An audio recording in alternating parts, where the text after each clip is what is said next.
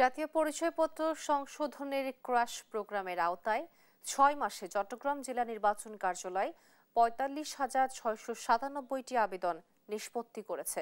বুধবার বিকেলে চট্টগ্রাম আঞ্চলিক নির্বাচন কার্যালয়ে সাংবাদিকদের সঙ্গে মতবিনিময় সভায় এ তথ্য জানান সিনিয়র জেলা নির্বাচন কর্মকর্তা বশির আহমেদ। তিনি জানান, গত ২২ এপ্রিল থেকে ৩০ জুন পর্যন্ত চলা ক্রাশ প্রোগ্রামে দ্রুত গতিতে সংশোধনের কাজ সম্পন্ন হয়েছে।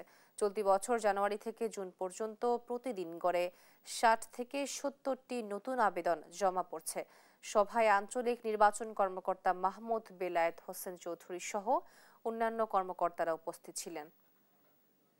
বিভিন্ন সরকারি বেসরকারি সেবা প্রাপ্তিতে বর্তমানে জাতীয় পরিচয়পত্র উপস্থাপন বাধ্যতামূলক, কিন্তু অনেক নাগরিকের জাতীয় পরিচয়পত্র থাকা সত্ত্বেও তা আমলে না নিয়ে চাকরিতে নিয়োগ বা বয়স কমিয়ে পাসপোর্ট প্রদান করা হচ্ছে।